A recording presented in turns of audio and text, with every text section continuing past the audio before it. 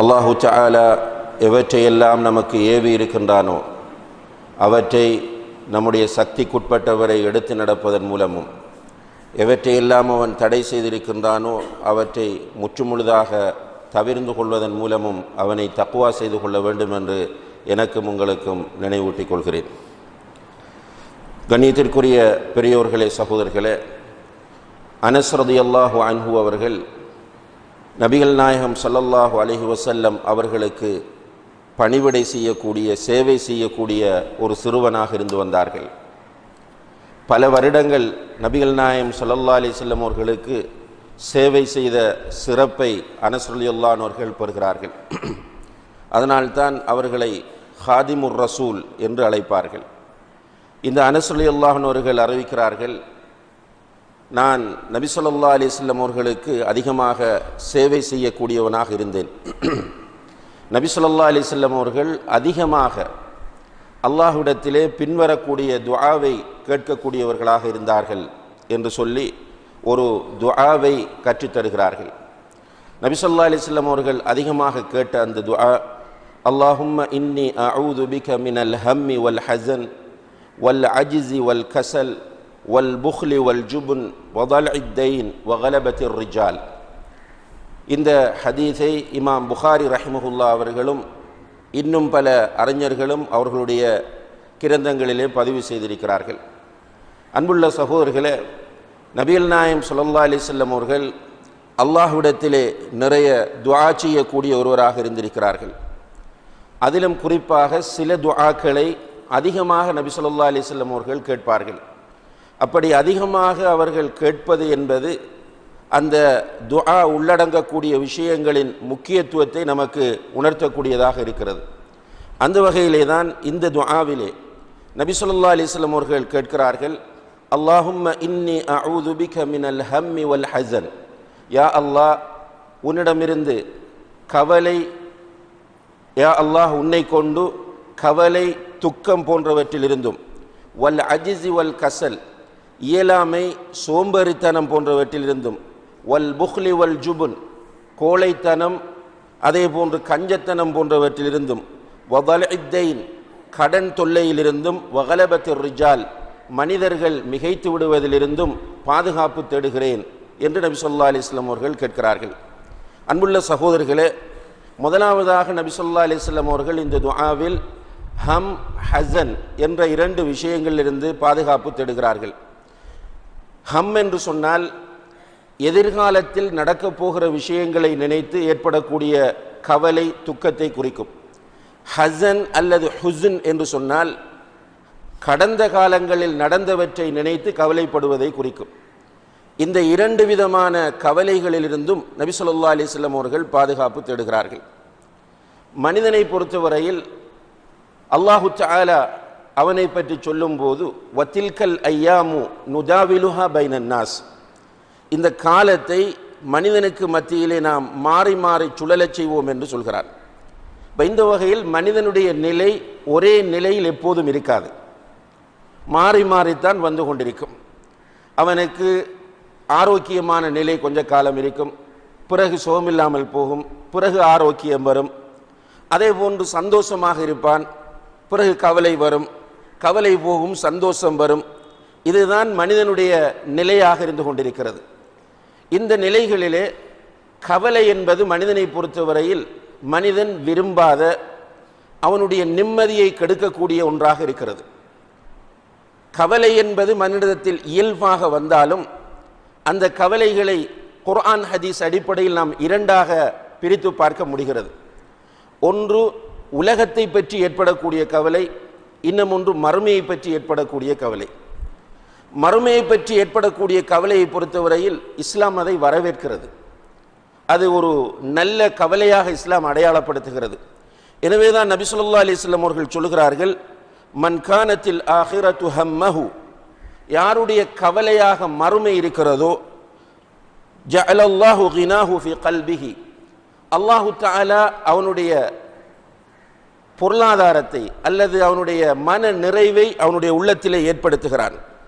வஜமஅ லஹு ஷம்லஹு, அதே போன்று இந்த உலகத்தில் உள்ள எல்லாவற்றையும் அவனுக்கு சேர்த்து கொடுக்கிறான். وأتته الدنيا وهي راغمة அவன் விரும்பாமலேயே உலகம் அவனிடத்தில் வந்து விடுகிறது.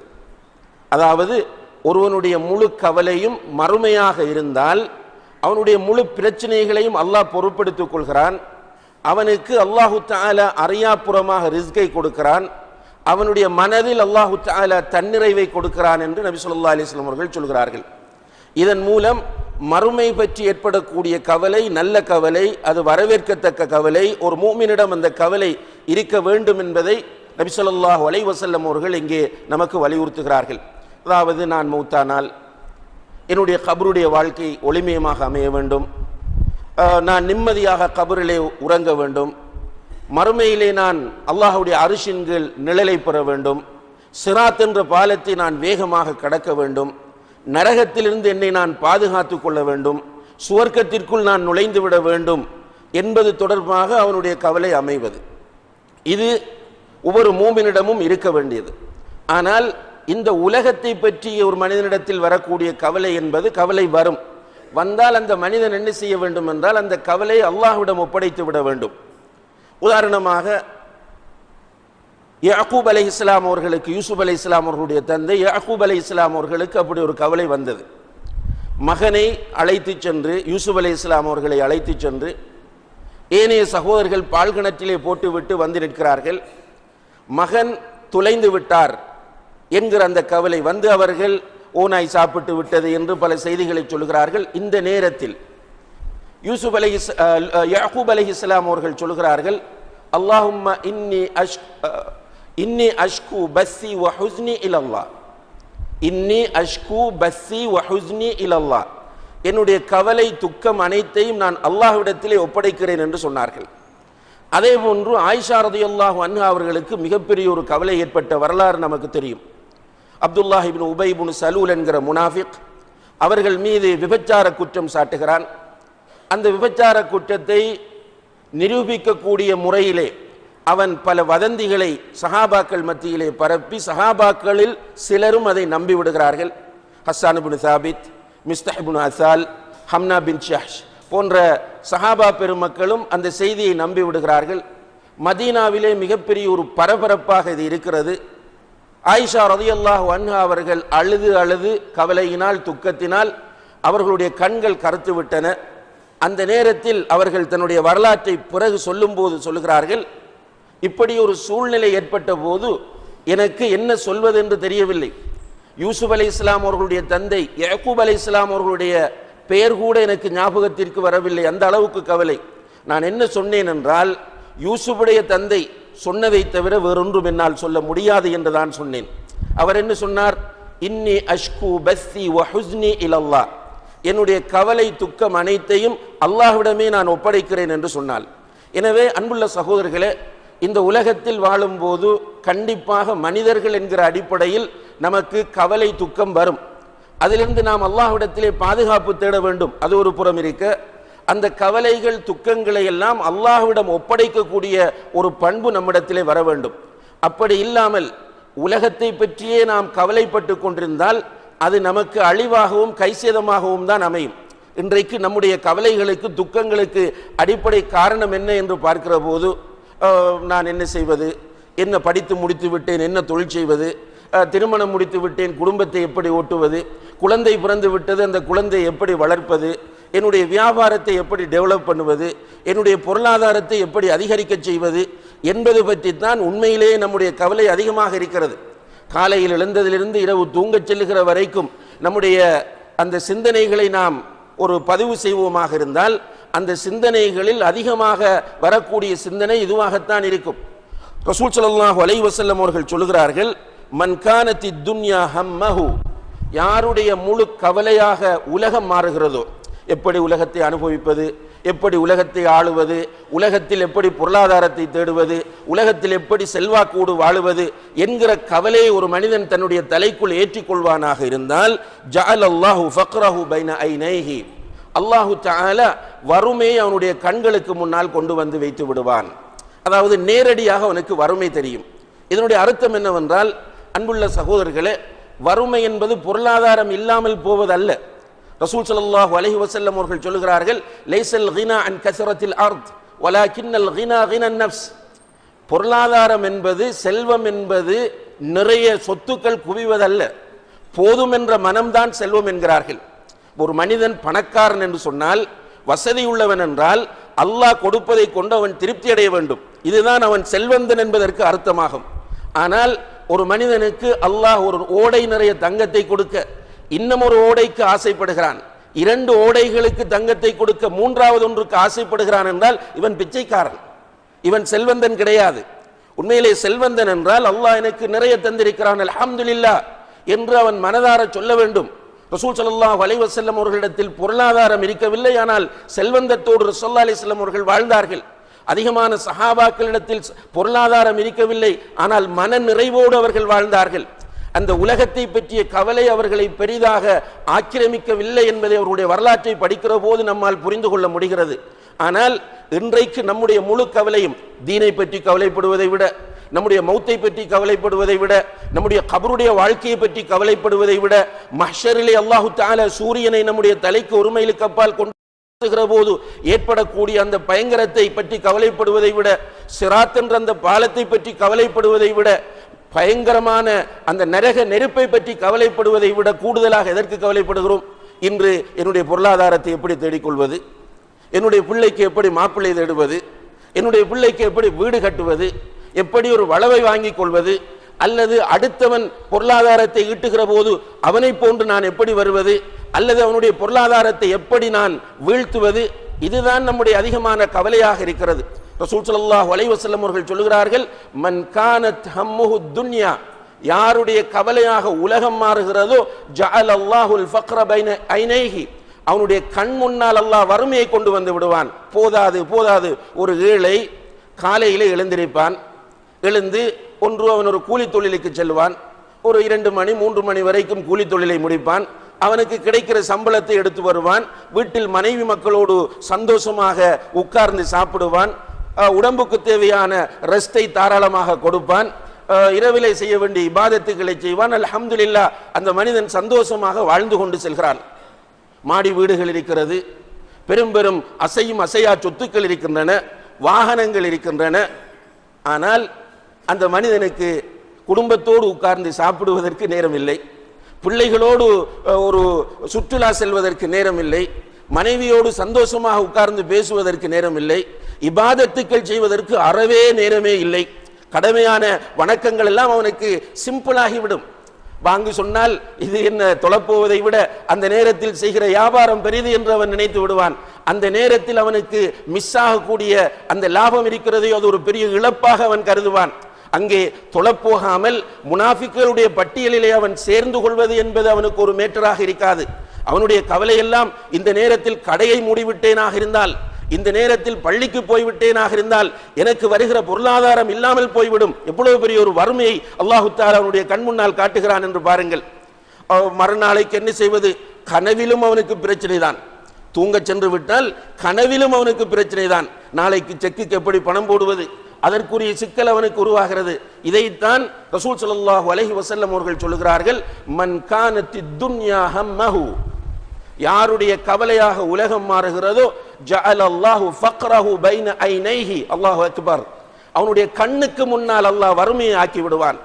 ஆனால் மறுமையை கவலையாக கொள்கிறவர்களுக்கு அல்லாஹ் துனியாவை கொண்டு வந்து கொட்டுவான். ஆனால் அந்த மனிதர்கள் துனியாவுக்கு அடிமைப்பட மாட்டார்கள். துனியாவை வைத்தும் மறுமையை கவலைப்படுகிற மனிதர்களிடத்தில் துனியாவை கொண்டு வந்து கொட்டப்படும்.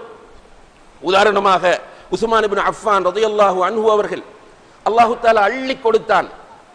அந்த காலத்திலேயே இம்போர்ட் எக்ஸ்போர்ட் பிசினஸ் செய்தவர்கள், அந்த காலத்திலேயே மிகப்பெரிய ஒரு கோடீஸ்வரர்.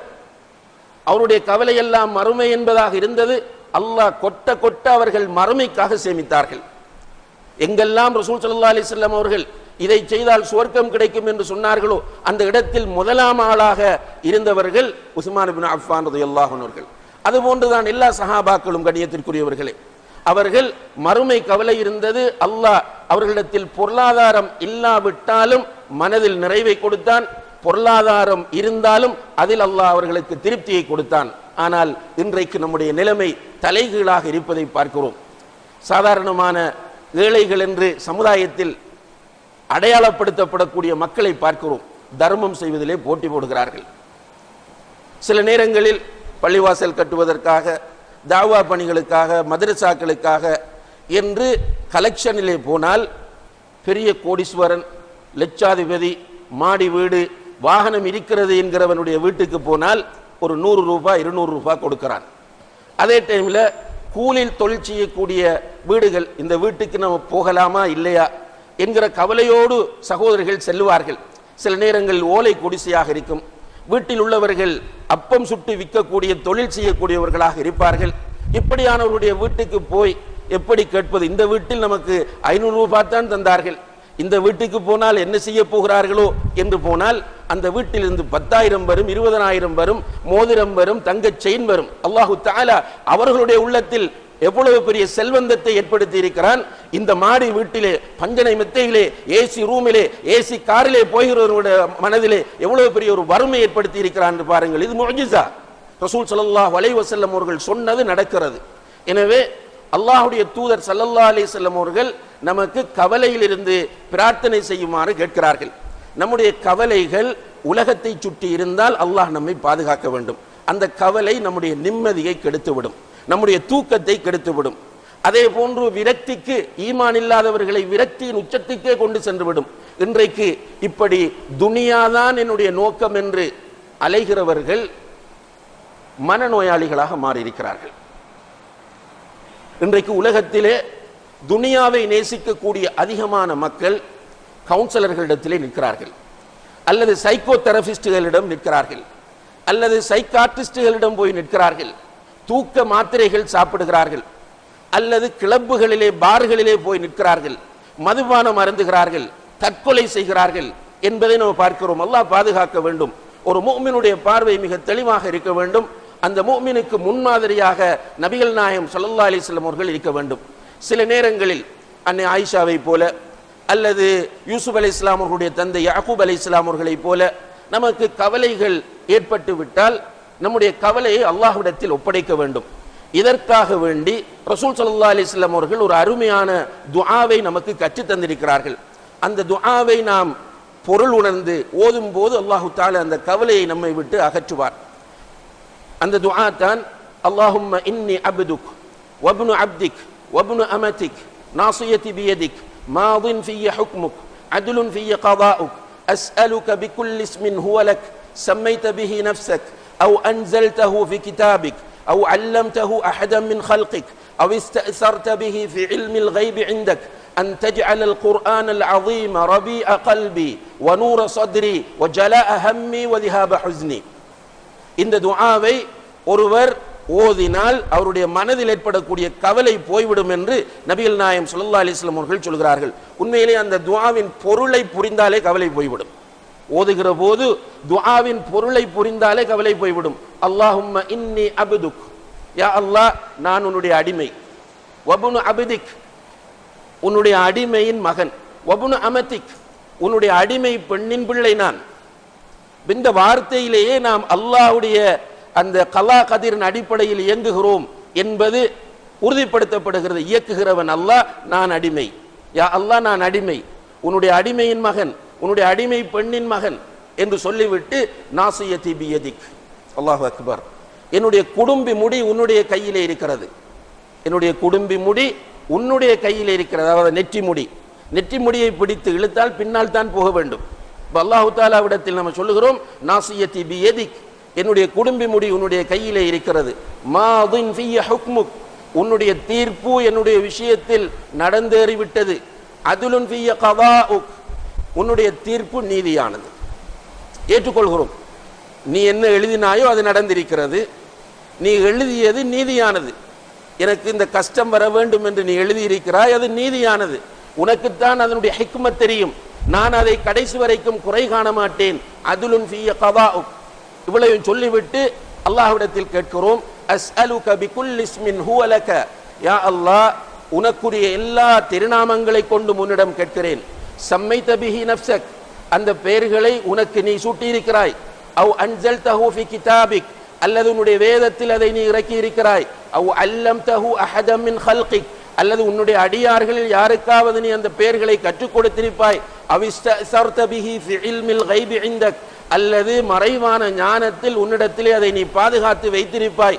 அப்படியான உன்னுடைய அனைத்து திருநாமங்களை கொண்டும் உன்னிடத்திலே நான் கேட்கிறேன், அன் தஜ்அல் குர்ஆன் ரபீஅ கல்பி, குர்ஆனை என்னுடைய உள்ளத்திற்கு வசந்தமாக ஆக்கிவிடு, அல் குர்ஆனை என்னுடைய உள்ளத்திற்கு வசந்தமாக ஆக்கிவிடு, வ நூர சத்ரி, என்னுடைய நெஞ்சுக்கு அதை ஒளியாக ஆக்கிவிடு, வ ஜலாஅ ஹம்மி, என்னுடைய கவலையையும் துக்கத்தையும் போக்கக்கூடியதாக அதை ஆக்கிவிடு என்று ரசூல் ஸல்லல்லாஹு அலைஹி வஸல்லம் அவர்கள் இந்த துஆவை நமக்கு கற்றுத் தருகிறார்கள். இதை ஓதினால் கவலை போய்விடும். உண்மையிலேயே இந்த மறுமை கவலை தவிர உலக கவலை இல்லாமல் ஒரு மனிதன் வாழுகிறான் என்றால் அவன்தான் பெரிய பாக்கியசாலியாக இருப்பான் என்பதை நாம் புரிந்து கொள்ள வேண்டும். அவ்வப்போது மூட் அவுட் ஆகிற போது யா ஹய்யு யா கய்யூம் பிரஹ்மதிக அஸ்தகீஸ் அல்லது லா இலாஹ இல்லல்லாஹுல் அஸீம் அஸீமுல் ஹலீம் என்று வரக்கூடிய அந்த திக்ரை ஓதுவது, இப்படியான திக்ருகளை அதிகமாக ஓதும் போது அந்த கவலை போய்விடும். அல்லது உட்கார்ந்து பள்ளிவாசலுக்கு வருவது, கொஞ்சம் கூடுதல் கவலை ஏற்பட்டு விட்டது, சில நெருக்கடிகள், சில மன அழுத்தங்கள், சில பிரச்சனைகளால் ஏற்பட்டு விட்டது என்றால் பள்ளிக்கு வந்து 2 ரக்காத் தொழுதுட்டு உட்கார்ந்து அல் குர்ஆனை எடுத்து ஓத ஆரம்பித்தால், அல்லது வீட்டிலே தொழுது விட்டு அல் குர்ஆனை எடுத்து ஓத ஆரம்பித்தால் அல்லாஹ்வுடைய உதவியால் அந்த கவலைகள் எல்லாம் போய்விடும். ரிலாக்ஸோடு நிம்மதியாக வாழ முடியும் என்பதை நாம் புரிந்து கொள்ள வேண்டும். எனவே ஒரு மனிதனுக்கு கவலையற்ற வாழ்வு என்பது மிக முக்கியம் என்பதனால்தான் நபிகள் நாயகம் ஸல்லல்லாஹு அலைஹி வஸல்லம் அவர்கள் இந்த துஆவிலே அல்லாஹும்ம இன்னி அஊது பிக மினல் ஹம்மி வல் ஹஸன் என்று கேட்கிறார்கள். இதில் இன்னும் ஒரு விஷயத்தையும் அல்லாஹ்வுடைய தூதர் உணர்த்துகிறார்கள். என்ன என்று கேட்டால், ஹஸன் அல்லது ஹுஸ்ன் என்று சொன்னால் கடந்த காலத்தில் நடந்தவற்றை நினைத்து கவலைப்படுவது, ஹம் என்றால் எதிர்காலத்தில் நடக்கப் போவதை நினைத்து கவலைப்படுவது. ரசூலுல்லாஹி அலைஹி வஸல்லம் அவர்கள் என்ன சொல்கிறார்கள் என்றால், கடந்த காலத்தையும் விட்டுவிடு, எதிர்காலத்தையும் விட்டுவிடு, இன்றைக்கு நீ வாழ். அன்றன்றைக்கு அவனுடைய நாள். உண்மையிலே இப்போது நாம் உயிரோடு இருக்கிறோம் என்றால் இதுதான் நமக்கு உறுதியான நேரம். இந்த நேரத்தில், இந்த நாளில், இந்த நிமிடத்தில் நாம் சந்தோஷமாக இருக்க வேண்டும். நிறைய பேர் என்ன செய்யறால், நாளைக்கு சந்தோஷமாக இருக்க வேண்டும், நாளைக்கு சந்தோஷமாக இருக்க வேண்டும் என்று ஒவ்வொரு நாளும் கவலைப்பட்டு கொண்டே இருப்பார்கள். நாளை என்பது அவர்களுக்கு எப்போது என்பதை தெரியாது. இன்றைக்கு சொல்வார்கள் நாளைக்கு என்று, நாளைக்கு சொல்வார்கள் நாளைக்கு என்று, நாளை மறுநாள் சொல்வார்கள் நாளைக்கு என்று, இப்படி நாளை நாளை என்றே அவர்கள் போய்கொண்டிருப்பார்கள். அல்லது சிலரை பொறுத்தவரையில் ஏதோ நடந்து முடிந்திருக்கும், நடந்து முடிந்தவைகளை அவர்கள் நினைத்து அதை பற்றி வேதனைப்பட்டு கொண்டே இருப்பார்கள். இமாம் ஷாஃபிஈ ரஹிமஹுல்லா அவர்கள் ஹதீஸ் துறையில் பெரிய அறிஞர், சட்டத்துறையில் பேரறிஞர், அதே போன்று அரபு இலக்கியத்திலும் அவர்கள் ஒரு பெரிய அறிஞர். அவர்கள் அரபு இலக்கியத்திலே பல கவிதைகள் எழுதியிருக்கிறார்கள். அதிலே ஒரு கவிதை அவர்கள் எழுதுகிறார்கள், தஇல் ஐயாம தஃஅலு மா தஷா, காலம் விரும்பியதை செய்யட்டும் நீ விட்டுவிடு, வத்திப் நஃப்ஸன் இதா ஹக்கமல் கதா, காலம் விரும்பியதை செய்யட்டும் விட்டுவிடு, அல்லாஹ்வுடைய தீர்ப்பு நடந்து விட்டால் அதை கொண்டு நீ திருப்திப்படு. வத்திப் நஃப்ஸன் இதா ஹக்கமல் கதா, அல்லாஹ்வுடைய தீர்ப்பு ஒன்று நடந்து விட்டது என்றால் திருப்தி அடை. உன்னை பொறுத்தவரையில் நீ கலா கதிரை ஈமான் கொண்டவன், எனவே அந்த கலாவை நீ கொண்டு திருப்தி அடை. வலா தஜிஸ அலி ஹாதிஸத்தில் லயாலி, காலங்களின் கோலங்களுக்காக நீ உன்னை கலங்கிக் கொள்ளாதே, நீ காலங்களின் கோலங்களை பார்த்து தடுமாறாதே. வலா தஜிஸ அலி ஹாதிஸத்தில் லயாலி ஃபமா லி ஹவாதிஸித் துன்யா பகாஉ, உலகத்தில் நடக்கக்கூடிய இந்த நிகழ்வுகள் சோதனைகளுக்கு நிரந்தரம் என்று ஒன்று கிடையாது. இன்றைக்கு ஒருவர் எதிரியாக இருப்பார், நாளைக்கு சலாம் சொல்லி நண்பராகுவார். இன்றைக்கு ஏழையாக இருப்பார், நாளைக்கு பணக்காரராகுவார்.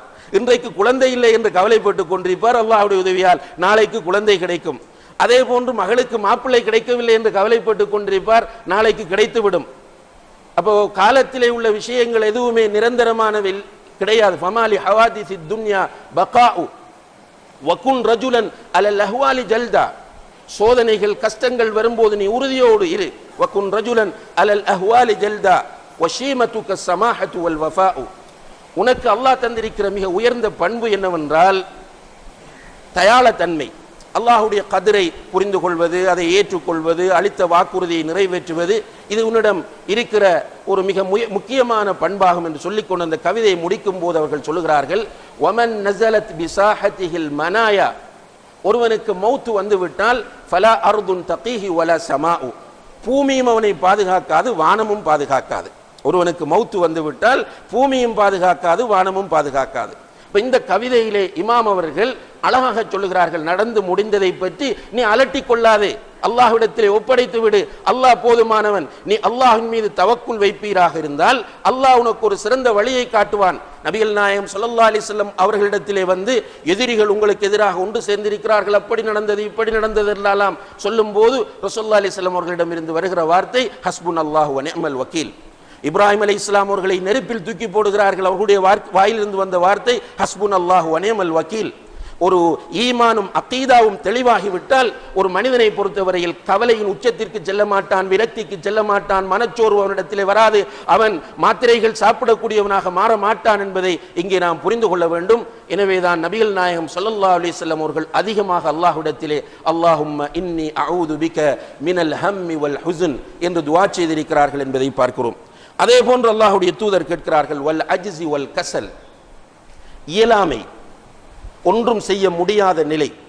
அதாவது சிலரை பொறுத்தவரையில் உடலியல் ரீதியாக பலவீனம் அடைந்து எதுவுமே செய்ய முடியாமல் போவது, இதுதான் அஜிஸ் என்று சொல்வது. அல்லது மனோ ரீதியிலே பலவீனம் அடைவது. இன்றைக்கு நிறைய பேர் அப்படித்தான் உருவாக்கப்பட்டிருக்கிறோம். அதாவது நம்ம இன்றைய கால பாசையில சொல்வதாக இருந்தால் நெகட்டிவ் திங்கிங், எதிர்மறை சிந்தனை. என்னால் முடியாது, என்னால் படிக்க முடியாது, என்னால் வியாபாரம் செய்ய முடியாது, என்னால் முன்னேற முடியாது, என்னால் அப்படி செய்ய முடியாது, நான் ஏழை, நான் முட்டாள், நான் பலவீனமானவன் என்று தனக்குத்தானே அவன் சொல்லிக் கொள்வது.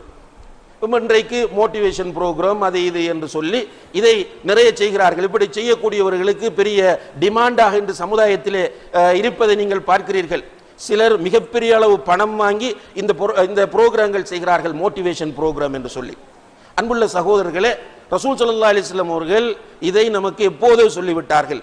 முடியாது என்று நினைக்காதே, அல்லாஹ் நாடினால் எல்லாம் முன்னால் முடியும். இப்போ முடியாது என்கிற நிலையிலிருந்து நீ அல்லாஹ்விடம் பாதுகாப்பு தேடு. அல்லாஹும்ம இன்னி அஊது பிக மினல் அஜ்ஸ். அதே போன்று வல் கஸல், கஸல் என்றால் முடியும் ஆனால் சோம்பேறித்தனம். அவருக்கே தெரியும் முடியும் என்று, பள்ளிக்கு போக முடியும், ஆனால் மழை பெய்கிறது ஒரு சோம்பேறித்தனம், தூக்கமாக இருக்கிறது ஒரு சோம்பேறித்தனம், டியூட்டிக்கு போக வேண்டும் கிளைமேட் ஒரு மாதிரியாக இருக்கிறது ஒரு சோம்பேறித்தனம். இது ஒரு முஃமினுக்குரிய பண்பு கிடையாது. முஃமினை பொறுத்தவரையில் ஒரு முஃமின் எப்போதும் ஆக்டிவாக இருக்க வேண்டும், எப்போதுமே சுறுசுறுப்பானவனாக முஃமின் இருக்க வேண்டும். அதனால்தான் ஒரு நாள் ஒருவர் நடந்து வரும்போது தோளை குனிந்து கொண்டு ஒரு பலவீனமானவரை போன்று நடந்து வருகிறார். இவரை பார்த்து உமர் ரலியல்லாஹு அன்ஹு அவர்கள் அவரை தட்டிவிட்டு, நீ ஏன் ஒரு நோயாளியை போன்று நடந்து செல்கிறாய், உஷாராக நடந்து செல் என்று சொன்னார்கள். ரசூல் ஸல்லல்லாஹு அலைஹி வஸல்லம் அவர்கள் சொல்கிறார்கள், அல் முஃமினுல் கவிய்யு கைருன் வ அஹப்பு இலல்லாஹ் மினல் முஃமினில் ضعீஃப். பலமான பலசாலியான முஃமின் பலவீனமான முஃமினை விட அல்லாஹ்வுக்கு விருப்பமானவன் என்று. அப்போ ஒரு முஃமின் எப்போதும் ஆக்டிவாக இருக்க வேண்டும், சுறுசுறுப்பாக இருக்க வேண்டும். சோம்பல் நிறைந்தவனாக எந்த நேரமும் தூங்குவது, எந்த நேரமும் வேலை இல்லாமல் உட்கார்ந்திருப்பது, இந்த நிலையில் இருக்கக்கூடாது என்பதனால் அல்லாஹ்வுடைய தூதர் அல்லாஹும்ம இன்னி அஊது பிக மினல் அஜ்ஸ் வல் கஸல் என்று துஆ செய்கிறார்கள். அதே போன்று வல் புக்லி வல் ஜுபுன், புக்ல் என்று சொன்னால் கஞ்சத்தனம். செலவு செய்வதற்கு கடமையான சில பகுதிகள் இருக்கின்றன. அல்லாஹ் தரக்கூடிய பொருளாதாரத்திலிருந்து செலவு செய்வது என்பது வாஜிபாக்கப்பட்ட சில பகுதிகள், சுன்னத்தாக்கப்பட்ட சில பகுதிகள், முபாஹாக்கப்பட்ட அனுமதிக்கப்பட்ட சில பகுதிகள். இப்போ வாஜிபாக்கப்பட்ட செலவுகளை ஒரு மனிதன் கண்டிப்பாக செய்தே ஆக வேண்டும். உதாரணமாக அவனுக்கு அவன் செலவு செய்வது. உதாரணமாக எனக்கு ஒரு நோய் வந்து விட்டால் நோய்க்கு நான் வைத்தியம் செய்வது என்னுடைய கட்டாய கடமை. எனக்கு இருப்பதற்கு ஒரு இடத்தை அமைத்துக் கொள்வது என்னுடைய கட்டாய கடமை. என்னுடைய பசிக்கு நான் உணவை தேடிக்கொள்வது என்னுடைய செலவு செய்வதனுடைய கட்டாய கடமை. என்னுடைய ஔரத்தை மறைப்பதற்காக ஆடைகளை அமைத்துக் கொள்வது என்னுடைய கட்டாய கடமை. இதிலே என்னிடத்திலே கஞ்சத்தனம் வரக்கூடாது. எனக்கு நான் செலவு செய்வதற்கு நான் கஞ்சத்தனம் படக்கூடாது. அதே போன்று என்னுடைய பெற்றோருக்கு நான் செலவு செய்வது என்னுடைய கடமை. என்னுடைய பெற்றோரை ஆரோக்கியமாக வைத்திருப்பது, என்னுடைய பெற்றோரை பாதுகாப்பாக வைத்திருப்பது, என்னுடைய பெற்றோருக்கு வேளா வேளைக்கு நான் சோறு கொடுப்பது, இதெல்லாம் என் மீது உள்ள ஃபர்து ஐன்கள். நன்றாக புரிந்து கொள்ள வேண்டும். இன்றைக்கு நிறைய மார்க்கம் பேசுகிறவர்கள், மார்க்கத்திலே அதி தீவிர அக்கறை காட்டுகிறவர்கள் இருக்கிறார்கள், பெற்றோரை கண்டுகொள்ள மாட்டார்கள். உம்மா வாப்பா நோயாளியாக கிடப்பார்கள், வேளா வேளைக்கு சாப்பாடு இல்லாமல் இருப்பார்கள், அடுத்தவர்களிடத்திலே போய் கை நீட்டுவார்கள். இவர்கள் வசதியோடு உட்கார்ந்து கொண்டு பெற்றோருடைய மனதை நோகடிப்பார்கள். அப்ப பெற்றோருக்கு செலவு செய்வது கட்டாய கடமை என்பதை ஒவ்வொருவரும் புரிந்து கொள்ள வேண்டும். கடைசி வரைக்கும் பெற்றோர் பணக்காரர்களாக இருந்தாலும் நான் தேடுகிற பொருளாதாரம், ரசூலுல்லாஹி அலைஹி வஸல்லம் அவர்கள் சொன்னார்கள், அன்த வ மாலுக லி அபீக, நீயும் உன்னுடைய பொருளாதாரமும் உன்னுடைய தந்தைக்கு தான் சொந்தம் என்று சொன்னார்கள். என்னுடைய தந்தை ஒரு கோடீஸ்வரராக இருக்கலாம், என்னிடத்திலே வந்து மகனே உன்னுடைய இதை எனக்கு நீ தர வேண்டும் என்று கேட்டால் நான் கொடுப்பது என்னுடைய கடமை என்பதை இஸ்லாம் நமக்கு உணர்த்துகிறது. அப்ப இப்படி பெற்றோருக்கு செலவு செய்வது, என்னுடைய மனைவிக்கு செலவு செய்வது, என்னுடைய பிள்ளைகளுக்கு செலவு செய்வது, இவைகளெல்லாம் என் மீது கடமையாக்கப்பட்டவையாகும். இதிலே கஞ்சத்தனம் வரக்கூடாது. இன்றைக்கு நம்ம பார்க்கிறோம், கண்டிப்பாக நான் சுட்டிக்காட்ட வேண்டிய ஒரு விஷயம், நோய் வருகிறது, அல்லாஹ் பாதுகாக்க வேண்டும். எனக்கு ஒரு பெரிய நோய் வந்து விடுகிறது. கிட்டத்தட்ட டாக்டர் சொல்லுகிறார்கள் உனக்கு ஒரு 25 லட்சம் ரூபாய் தேவை என்று. என்னிடத்திலே ஒரு சொத்து இருக்கிறது, வித்தால் அந்த 25 லட்சத்தையும் எடுத்துக்கொள்ள முடியும். ஆனால் அந்த சொத்தை விற்க எனக்கு விருப்பமில்லை. இதுதான் கஞ்சத்தனம். உடனே என்ன செய்யறேன்னா பள்ளிவாசலுக்கு வர்றது, ஜமாத்துக்கு போறது, ஊர் ஊரா போறது, குடும்பக்காராக்கள்கிட்ட போறது, கையை நீட்டுறது, லா ஹவ்ல வலா குவத்த இல்லா பில்லாஹ். இதுதான் கஞ்சத்தனத்தின் உச்சகட்டமாகும். என்னுடைய வீட்டிலே நகை இருக்கிறது, என்னுடைய வீட்டிலே வாகனம் இருக்கிறது, எனக்கு சொத்து இருக்கிறது, என்னுடைய அக்கவுண்டிலே பணம் இருக்கிறது, ஆனால் அதை எடுக்க மாட்டேன், ஊராருடைய காசிலே தான் என்னுடைய மருத்துவத்திற்கு நான் எடுப்பேன் என்பது கஞ்சத்தனத்தின் ஒரு உச்சகட்டமாகும். இது போன்றுதான் என்னுடைய பிள்ளைக்கு சோமில்லாமல் வந்தால், என்னுடைய பெற்றோருக்கு வந்தால், என்னிடம் இருக்கும் போது நான் அதை கொண்டு செலவு செய்ய வேண்டுமே தவிர மற்றவர்களிடத்தில் கை நீட்டுகிற நிலை என்பது கஞ்சத்தனம் என்பதை இஸ்லாம் நமக்கு அடையாளப்படுத்துகிறது. எனவே இந்த கஞ்சத்தனம், அதே போல ஜக்காத்து கொடுப்பதன் மீது உள்ள கடமை, ஹஜ் செய்வதன் மீது உள்ள கடமை, இந்த கடமைகளை செய்வதற்கு நான் யோசிக்கிறேன் என்றால் என்னிடம் கஞ்சத்தனம் இருக்கிறது. இஸ்லாம் இதை விரும்பவில்லை என்பதை நாம் புரிந்து கொள்ள வேண்டும். அதே போன்று சுன்னத்தான செலவுகள் இருக்கின்றன. அப்படி சுன்னத்தான செலவுகளை பொறுத்தவரையிலும் அல்லாஹ் தரக்கூடிய வாய்ப்புகளை பயன்படுத்த வேண்டும். அதற்கு கொடுப்பதற்கு யோசிப்பார்கள். ஒரு களியாட்டத்திற்கு எவ்வளவும் செலவு செய்வார்கள். ஒரு உதாரணமாக ஒரு அம்யூஸ்மெண்ட் பார்க்குக்கு போவார்கள். அங்கே போனால் என்ட்ரன்ஸ் டிக்கெட்டே ஒரு 1000 ரூபாய் இருக்கும். சிம்பிளாக கொடுத்துட்டு வருவாங்க. அதுக்குள்ள நல்லதும் இருக்கும், கெட்டதும் இருக்கும், ஜாஹிலியத்தும் இருக்கும், அதெல்லாம் பிரச்சனை இல்லை. ஒரு ரெஸ்டாரண்ட்டுக்கு போவார்கள், ஒரு 4 பேர் உட்கார்ந்து சாப்பிடுவார்கள், பில் வரும் 4000 ரூபாய் 5000 ரூபாய், ஒரு சங்கடம் இல்லாமல் கொடுப்பார்கள். அதே டைமில் ஒரு அனாதை இல்லம் நடத்துகிற சகோதரர்கள், உம்மா வாப்பா இல்லாத பிள்ளைகளுக்கு அந்த பிள்ளைகள் வாழட்டும், அல்லது அங்கவீனமான பிள்ளைகளுக்கு உதவி செய்வோம், அல்லது ஒரு பள்ளிவாசலை நிர்வகிப்போம், அல்லது ஒரு மதரசாவை கட்டியெழுப்புவோம் என்று இவர்களிடத்தில் வந்தால் அங்கே சாப்பாட்டுக்கு 5000 ரூபாய், என்ட்ரன்ஸ் டிக்கெட் 1000 ரூபாய், உள்ளே போனால் ஒவ்வொரு கேமுக்கும் ஒவ்வொன்றுக்கும் 500 ரூபாய், 1000 ரூபாய், 200 ரூபாய் சிம்பிளா கொடுத்தவருக்கு இங்கே பள்ளிவாசல் கட்டுவதற்கு ஏதாவது தாருங்கள், தாருல் ஐத்தாம் நடத்துவதற்கு, அனாதை இல்லம் நடத்துவதற்கு ஏதாவது தாருங்கள் தான் யோசிக்கிறார். யோசிச்சுட்டு மிச்ச நேரம் யோசிச்சுட்டு ஒரு 200 ரூபாய் கொண்டு வந்து கொடுக்குறார். இது கஞ்சத்தனம். இதை இஸ்லாம் விரும்பவில்லை. ரசூலுல்லாஹி அலைஹி வஸல்லம் அவர்கள் அதனால் தான் கஞ்சத்தனத்திலிருந்து உன்னிடம் பாதுகாப்பு தேடுகிறேன் என்று கேட்டார்கள். அதே போன்று வல் ஜுபுன், கோழைத்தனம். கோழைத்தனம் என்றால் ஒரு மனிதன் பலசாலியாக இருக்க வேண்டும், ஒரு முஃமின் பலசாலியாக இருக்க வேண்டும் என்பதைத்தான் இஸ்லாம் விரும்புகிறது. எந்த அளவுக்கு என்று கேட்டால், அன்புள்ள சகோதரர்களே, ஆரம்பத்தில் ஒரு காஃபிரான எதிரியை மன்னிக்க வேண்டும், ஒரு முஃமின் 200 காஃபிரான எதிரிகளை சந்திக்க வேண்டும் என்று இஸ்லாம் கட்டளையிட்டு,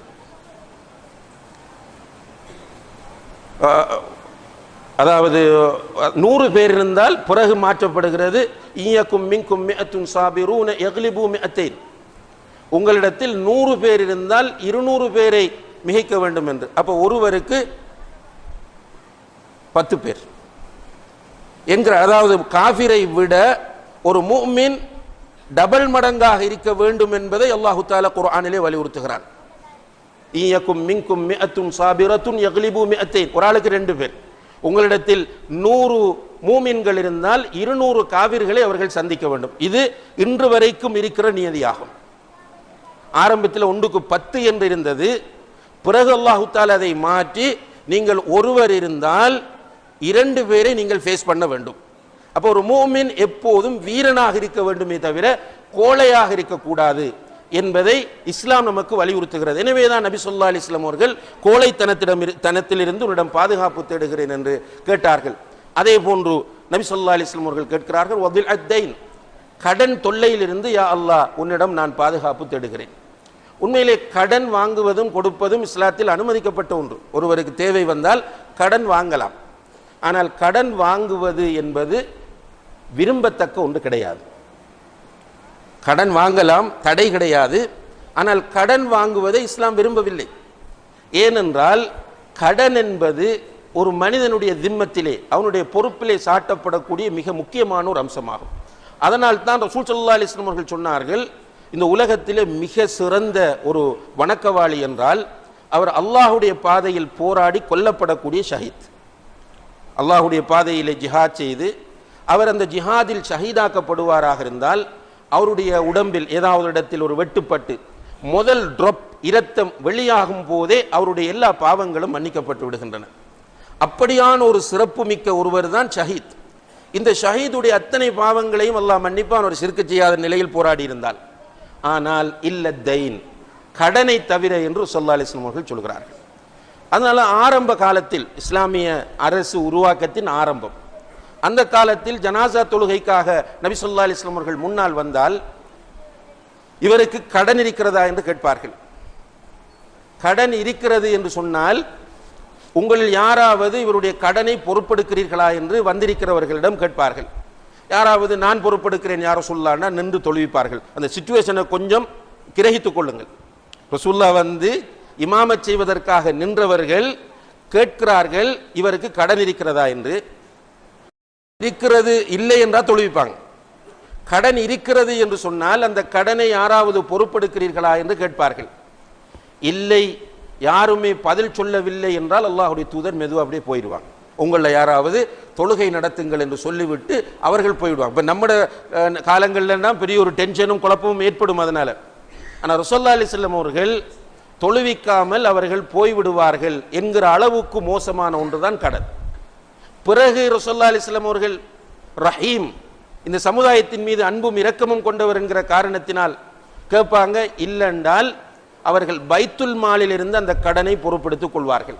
நீங்க வந்து அந்த கடனை பெற்றுக்கொள்ளலாம் என்று அவருக்கு அந்த உரியவருக்கு சொல்லிவிட்டு தான் ஜனாசா தொழுகை நிறைவேற்றுவார்கள். இப்ப கடன் என்பது சிம்பிள் அல்ல.